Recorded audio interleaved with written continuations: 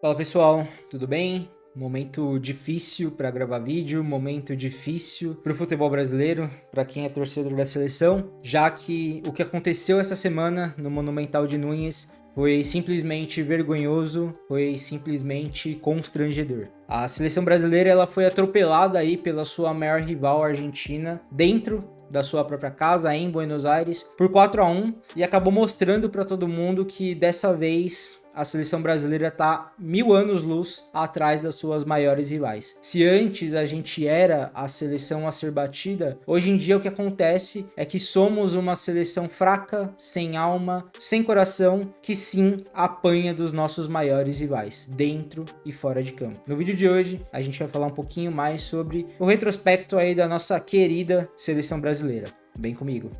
Senhoras e senhores, sejam muito bem-vindos ao meu canal de conteúdo. Meu nome é Eric. Se você já gosta de assuntos relacionados a futebol, relacionados a esporte, te convido a se inscrever aqui embaixo no meu canal, a já deixar o seu like e a ficar por dentro de tudo aquilo que a gente consegue comentar sobre o esporte, sobre a nossa seleção e sobre esse momento que o futebol brasileiro vem vivendo. Vamos comigo pro vídeo?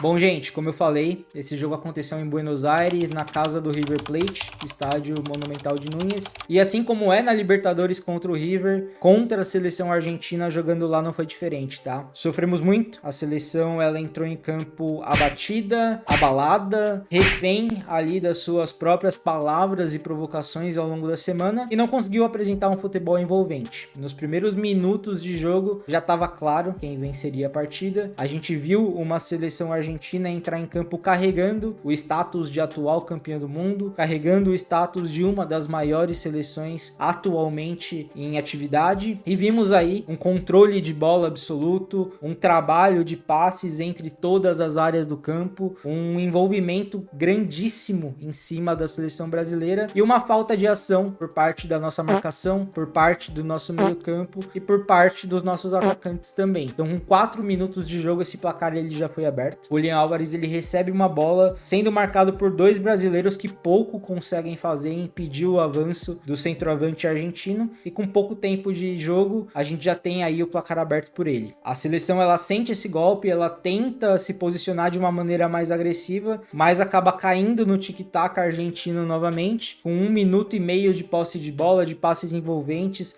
de uma seleção brasileira completamente sem capacidade de reação. Enzo Fernandes recebe uma bola ali cruzada e acaba ampliando o placar contra a seleção brasileira. O time brasileiro ele até tenta reagir, a seleção do Dorival, ela se aproveita ali de uma falha na defesa argentina para roubar a bola com o Matheus Cunha e chutar colocado no canto do Dibu Martínez, mas isso não foi suficiente para assustar a seleção da Argentina, já que esse foi o único chute da seleção brasileira ao longo de todo o jogo. Pouco tempo depois, o McAllister aproveita ali uma falha no cruzamento contra a área da seleção brasileira e num toque sutil desvia a bola ali do goleiro Bento, amplia o placar para 3-1, e como se não bastasse, no final do segundo tempo, na metade do segundo tempo, na verdade, a gente tem ali o filho do Simeone fechando o placar e aí com certeza deixando o pai orgulhoso, seja lá de onde o pai estava assistindo. Esse placar ele acaba sendo revoltante por torcedor e mais revoltante ainda por tudo que aconteceu ao longo da semana, tá? Então quem acompanhou as entrevistas viu aí que o Romário acabou entrevistando alguns jogadores da seleção brasileira. Um desses jogadores foi o nosso saudoso Rafinha, que num momento de infelicidade acabou afirmando que faria gols no jogo, que bateria nos argentinos dentro e fora de campo,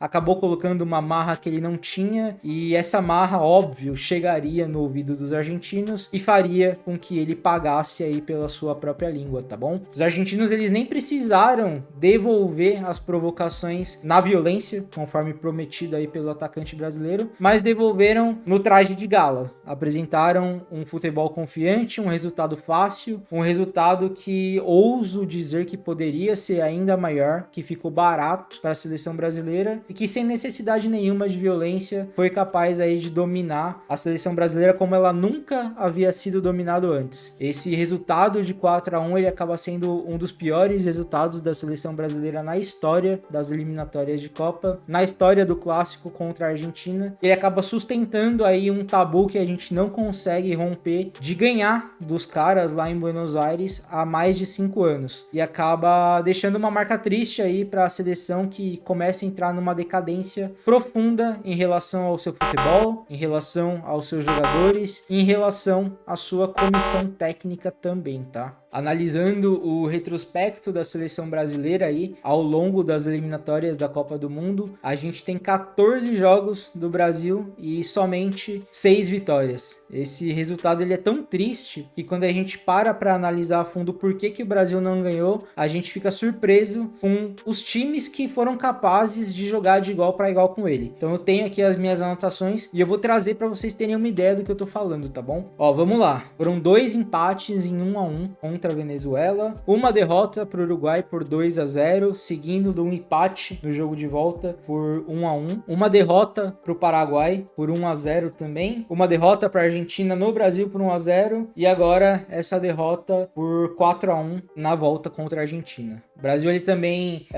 perdeu da Colômbia por 2-1 no passado, no confronto de volta.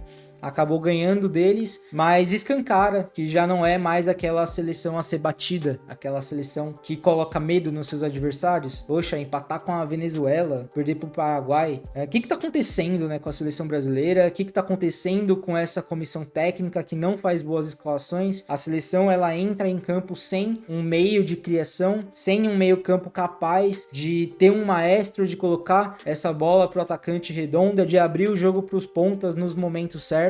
O Brasil, ele hoje entra em campo torcendo para que Rafinha consiga fazer alguma coisa, torcendo para que Vinícius Júnior consiga fazer alguma coisa, e o Brasil não consegue entregar.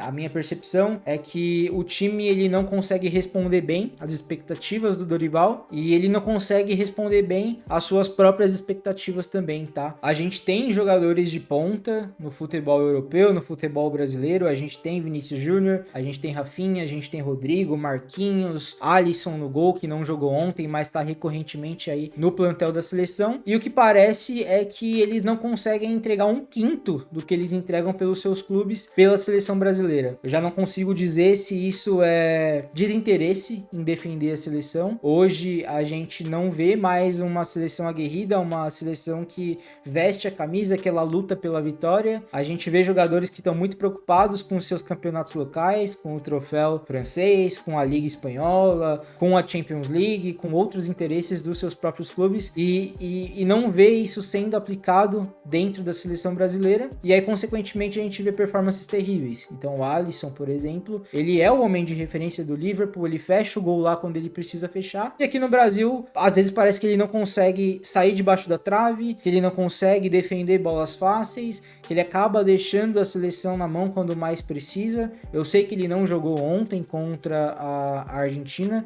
ontem quem jogou foi o Bento. Acho que o Bento, inclusive, foi o menor culpado desse vexame como um todo.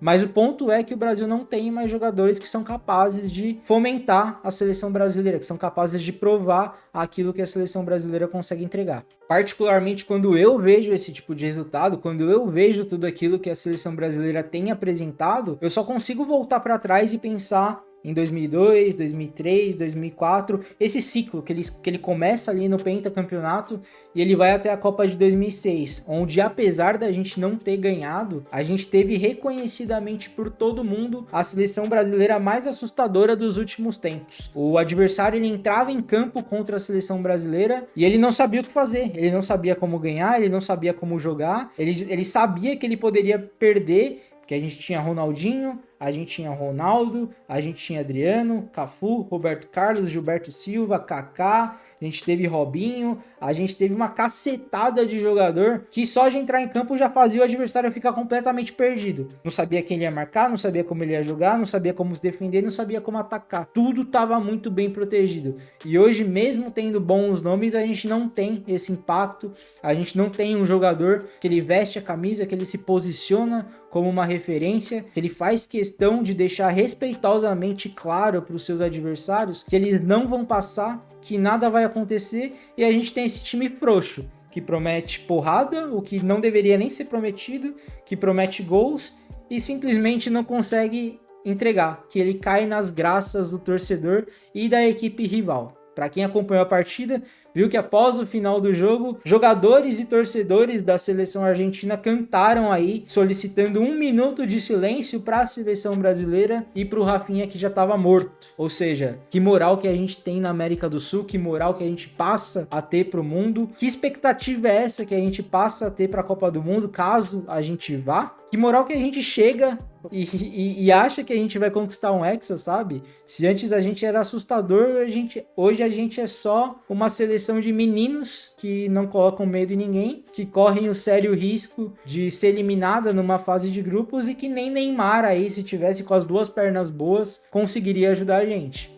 É uma seleção podre, é uma seleção que já não traz mais confiança para o seu torcedor, que já traz um pouco de desespero, um pouco de saudade e melancolia das seleções que a gente tem no passado e que não entrega mais expectativa de felicidade para quem acompanha o futebol da seleção verde e amarela. Bom, me conta aí o que você tá achando de tudo isso, o quão puto você tá, o que você acha que poderia ser mudado. Acho que o Brasil ele precisa de uma reformulação urgente na comissão técnica, nas estruturas da própria CBF, que hoje em dia se tornou um órgão político e não mais um órgão voltado para o futebol, e que seguramente precisa passar aí por boas reformulações para que isso acabe se refletindo dentro e fora de campo, e paremos de apanhar e de ameaçar bater nos outros e comecemos a se posicionar como a seleção brasileira deve ser posicionada, como uma seleção pentacampeã mundial que pode aí voltar a impor respeito ao longo do mundo sem a necessidade de passar nenhum tom de agressividade. O vídeo de hoje é isso, muito obrigado pela sua visualização, tamo junto, até mais!